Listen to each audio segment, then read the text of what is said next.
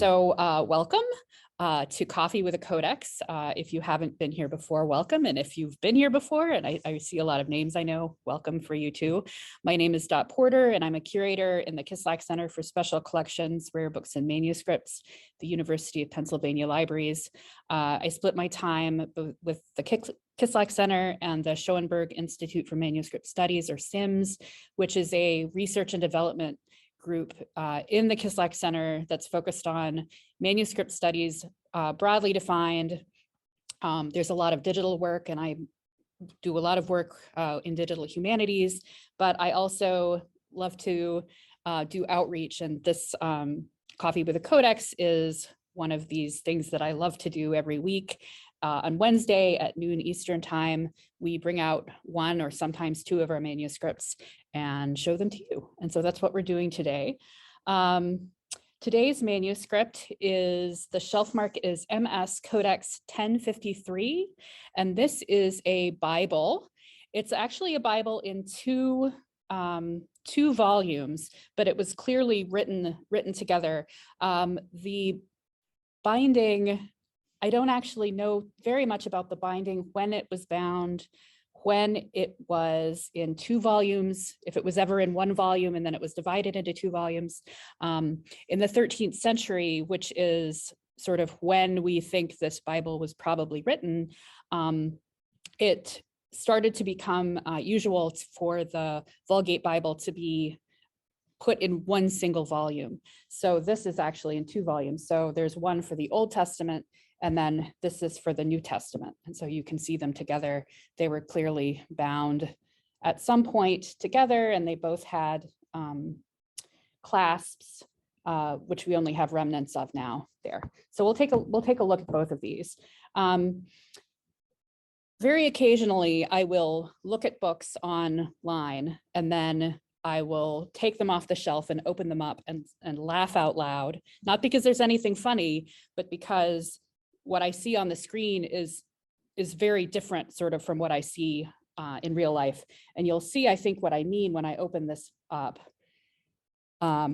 because the writing is very tiny, and we digitize these manuscripts at quite a high resolution, so you can zoom in and it makes the text look bigger.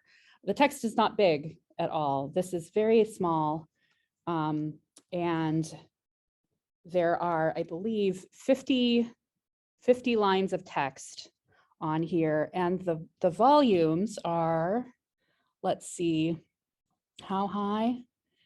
99 millimeters high. So the page is 99 millimeters, and not even all of that has text on it, because there are these, the margins on the bottom are quite wide. And but the writing is very small. And of course, somebody wrote this. Somebody sat down, without electric light, and they had a pen or a quill, I suppose, that was so sharp that they could write in this tiny, tiny writing. And they managed to do this, the whole Bible like this, which is just amazing to me. So I want you to think about that as we're sort of going through. Let's see, I'll zoom out. You won't be able to see the text, but I want you to be able to see see this. So let's see, a little bit about the physical book. The parchment is very thin, as you would hope it would be, because this is a very, very long book. And if the parchment was thick, it would be much bigger even than it is now. But the parchment is incredibly thin and pretty soft. It's very nice. I think this is probably what you would call, of the type that you would refer to as uterine vellum, with the idea that it's so thin it must have come from a preborn calf. I don't think it is. I think it's just very, very well prepared and thinly prepared. So what do we have? What else is interesting about this? So the start of every book of the Bible is indicated by a large puzzle initial. So here's an example here. This is the start of Exodus. How do I know that this is the start of Exodus?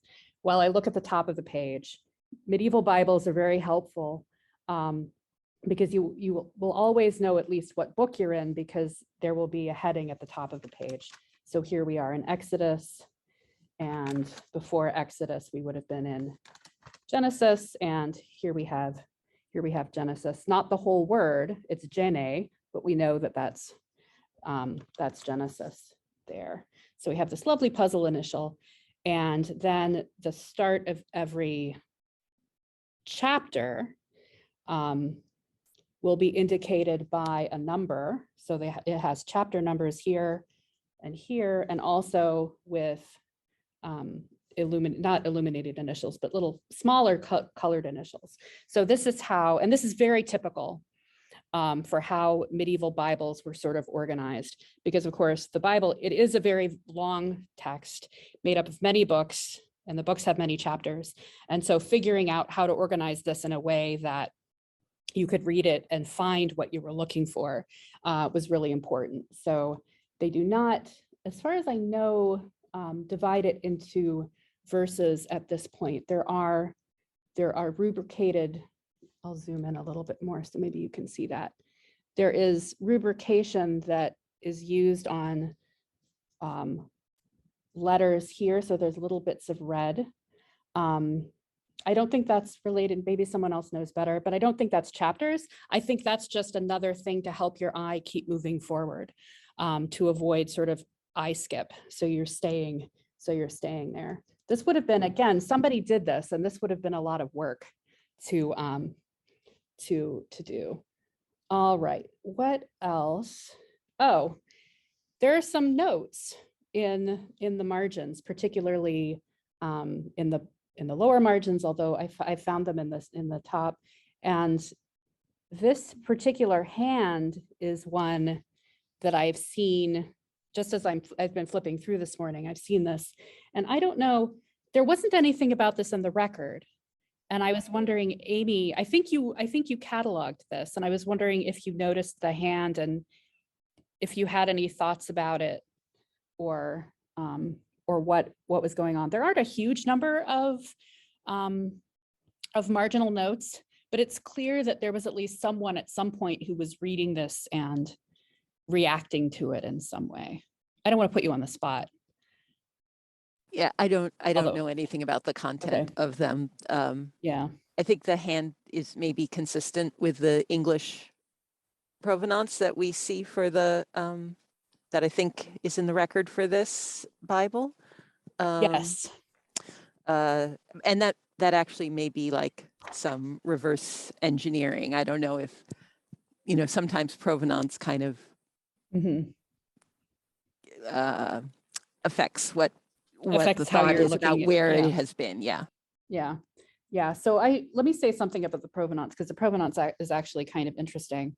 So, right, there's a signature for John Hindley on 32 recto, which is close to this 30. Oh, that's 1920. That's fine. 32 recto, and I think that's the English provenance. Let's see, 32.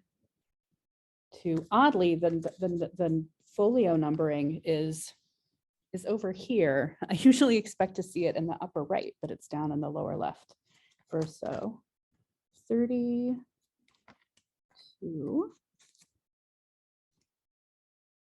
Is that 32? Let's see. 31. Here. There he is. So he wrote his name here on the edge, and you can see it's been since, here we go. Since this John Hindley person wrote his name there, it's been trimmed a little bit. I think that's been trimmed. It looks like it's been trimmed. So that might actually help tell us when this binding was put on. So it was sometime later. So there's John Hindley, and I don't know who he is. I don't know if we know who that is. It's just a person who owned it. But more recently, it was from the collection of this person called Albert May Todd, who I had never heard of. But at one point he was, I think they called him the Peppermint King or something like that. He lived in Michigan, And in Kalamazoo, Michigan, and if you are a medievalist, you have probably heard of Kalamazoo because every year there's the major medieval studies conference in Kalamazoo. It's where I did my master's degree and I learned to work with manuscripts. So thank you for that. But he collected art and he made a lot of money. So he was able to collect art and manuscripts and other things. And after he died, his collection was dispersed to various places. A lot of it actually stayed in Kalamazoo, apparently. But this manuscript came to, at some point, the Yarnell Library of Theology at St. Clement's Church, which is an Episcopalian church here in Philadelphia. And this is how it ends up in our collection, because the church held its own collection from the time it was founded, I think in 1927 until 1974. And in 1974, it was put on deposit at Penn. So this manuscript, although it's in our collection and it has a Penn, MS Codex shelf mark, it's actually not, I believe, it's not our manuscript. It still belongs to the collection, or there's some sort of relationship between us and the church. And if you look at the link that I shared about the Yarnell collection, we still work with the church to do collection development for this collection. So it's still something that we're adding to. But I think it's neat that there's this relationship with this local church, that they had this manuscript and now it's in our collection and we can share it with you, but it actually belongs to the Episcopal Church, which I didn't know that. All right, so I'm just going to keep sort of moving on. I pointed out those, I think, that are later notes, but there are also several notes that you'll see that seem to be at least in the same or a similar hand as whoever wrote the manuscript. But then also a lot of sort of different ones. We've got, even on these, and that's opening here, we have a smaller, that looks almost, that's not the same, that's a little later. And then over here, much later, a much later hand there.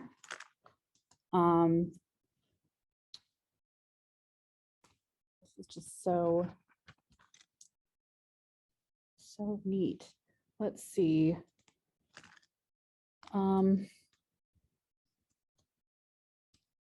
The exact location and time that this manuscript was written, I think is it's a little unclear in the catalog record. So in the catalog record, let me see what it says here. Written in France, perhaps Paris, in the 13th century, ? And I have to tell you that that is a distillation of a lot of information that is in our, I love to do this, I'm going to hold up the folder. In our folder that here, I'll hold it up in front of me. In the folder that we have on the shelf, which contains the information that Amy went through as she was doing the cataloging. And she Dot, clearly, if I can just jump in, the reason that I said about the thinking that the hand in the notes might be English is that actually the record that we have online now says probably written in England in the 13th century. And I would have to go back through all that to remember why that change was made. Why it changed. Oh, that's interesting. Yeah, because the one that in the print says in Paris, and there's the article that is in there that I also shared in the link that Laura Light wrote about the sort of history of Paris Bibles. Which if you're familiar with Bibles, Paris Bible is a sort of type, or I guess a genre of Bible that sort of, they say it's like it popped up in about 1230 around Paris, but Paris Bible, it doesn't mean it was written in Paris. And it's just sort of how they describe the type. And the article is actually about a selection of manuscripts that were written earlier in the 13th century that had some changes that are then reflected in the things that we call the Paris Bibles, although they're not the Paris Bibles themselves. And it has to do with the order of the books of the Bible, and it has to do with some of the other things that appear. And as I was reading the article, I was looking through the notes, Amy, that you had made, and it's clear that this manuscript, sort in the order of the books, is like, that's like a Paris Bible. And then there was another thing that it had the lists of, at the end of, not at the end of this, I'll actually get the other one, but at the end of the New Testament, there are a couple of things that were a little bit different.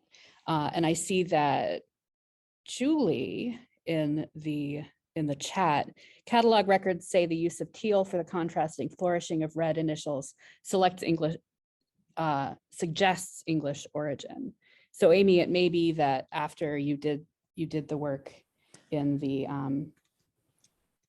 that the teal was suggested as a and that sounds like a Paul Sanger suggestion to me. I might not be remembering that correctly, but when he was here to do the Rosenbach lectures many years ago, he did review some of our manuscripts, and that might come from those conversations.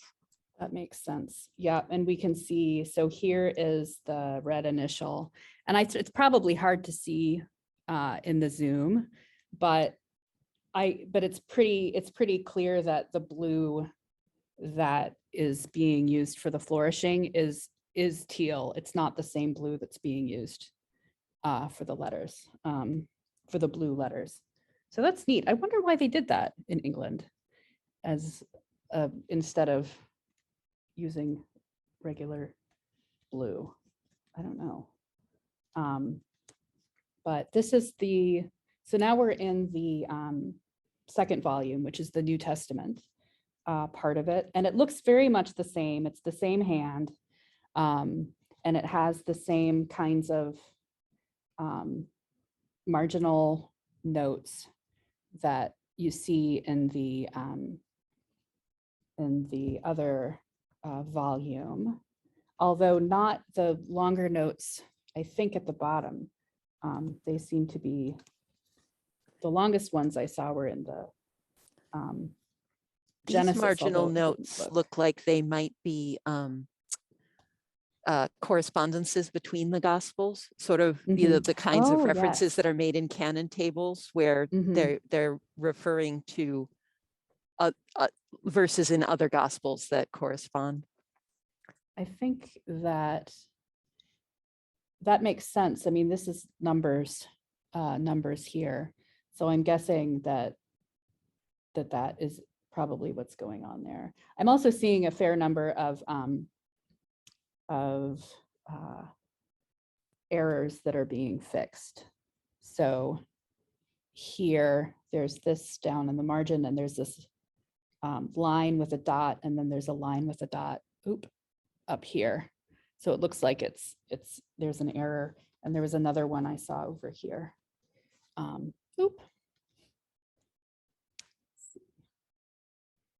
The same thing is happening here. There's a line, and then there's a line there that either there's an error or maybe a word was skipped, and they've gone back to fix it, which again is something you expect to see in many manuscripts.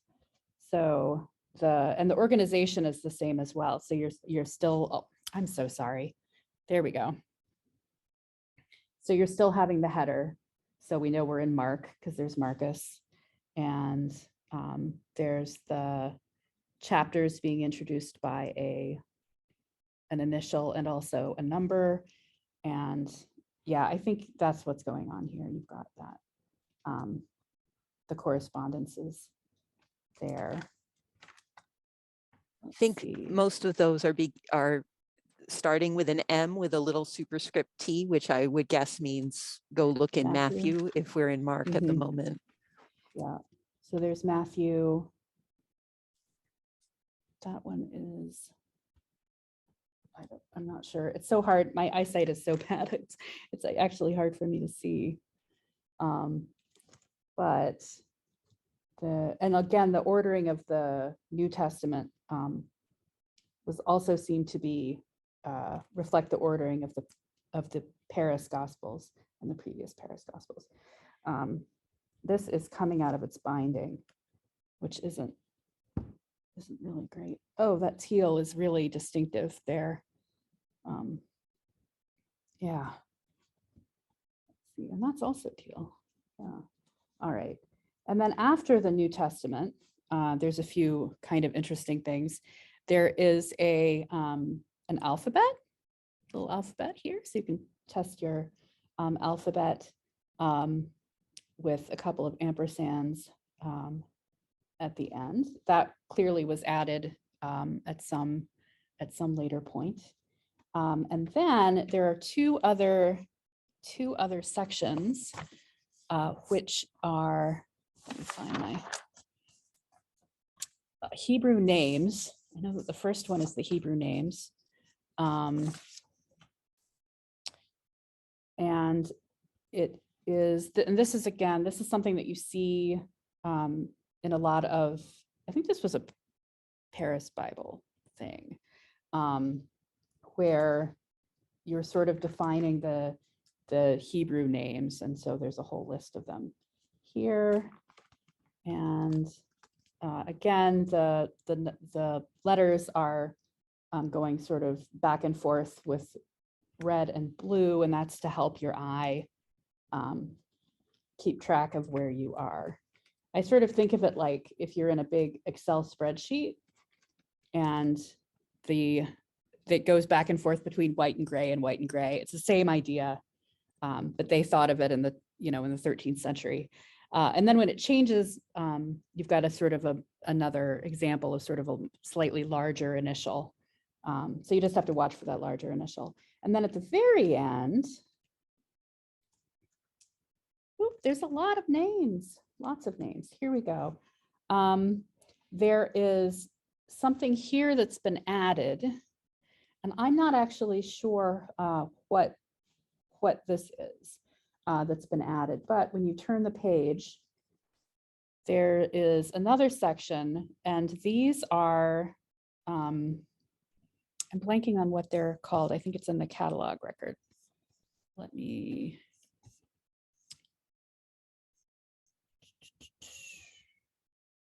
capitula lists. That's what it is. It's capitula lists, which is the, it's basically a summarized version of what's in each chapter of every book in the Old Testament. So it starts with the first chapter of Genesis and then goes through. This is a different hand. The parchment, I don't know, the parchment could be the same. It's the same type of parchment, but the hand is different. The organization is more like the Hebrew names list. So it's in 3 columns instead of 2 columns, but the hand is different. And it seems to be very, very much shortened from what you would normally see. And I got the impression from reading, again, Laura's article that the capitulas in Paris Bibles tended to be actually at the start of each book. So you would open Genesis and you would get the capitula. And in this case, instead, you've got the capitulas all together at the end. And it's not complete. Apparently, it's not complete for each book. But it's still right there. And that's pretty neat. So if you want a very quick version of what happens in the Old Testament, you can come all the way to the back and just read through that. And then I guess you could read the rest of the whole thing if you wanted to. You probably would. And I don't know how well they actually correspond, because I know the numbering can change between different versions of the chapters. So it could be that the numbering, the chapter numbering in the capitulas is not actually the same. I don't know if that's the case for our book, our Bible, but I know that sometimes that could happen. If you're copying from two different places, you might take your capitula from here and your books from your actual written full books from here. And if the numbering is different, then the numbering is different. So there we go. And that is our little, oh dear, our little 2-volume manuscript, the lovely sort of leather binding. I think that's probably pig skin. It's the color that you tend to see with pig skin. So are there any other questions or anything you want to see? I'm going to pull the Old Testament back up because I like the Old Testament, sort of fat one there. You're welcome. I will, let's see. Well, this is sort of interesting. I guess I'll sort of say the front page is, as you can see, quite worn. And you see this a lot with books that didn't really have covers. So it would have been exposed more than the inside. So at some point there wasn't really a cover on that. And so that's why it looks like that. I'd be interested to see the first page of the second volume, Dot, because I suspect that it will be very clean by comparison because it wasn't a first page for most of the book's history. And that would be one way to sort of. Yep. Yes. So what you're saying is it was at one point one volume. It was once safely deep in the middle of a book. It was once safely deep, and then somebody said, "No, let's divide it up." I do wonder. Lisa Fagan Davis has a collation question for you, Dot, that I know is not answered by the record, so we may not be able to do it on the spot. Let's see. Does the second volume start with a new choir, or was a choir divided? I don't know. The binding is not. I haven't looked at it really carefully, but the binding is not super good for looking at that. But I'll see. Let's see. 1,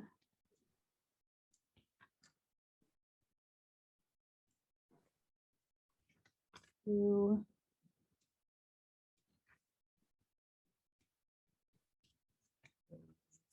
Yeah, there's no collation formula in the record I checked for. Does anyone know what you would expect to see for foliation? Would it be 12, 5, 6? Oh, I don't know what's going on. Lisa says probably 8. Okay, 7. I am not. Oh wait, hold on.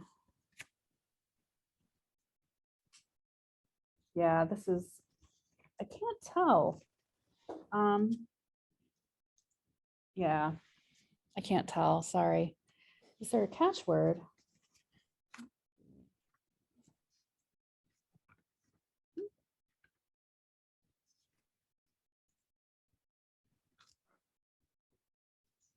I don't remember catchwords, but maybe they're maybe what I thought any were. Go by. No. Let's see. Oop.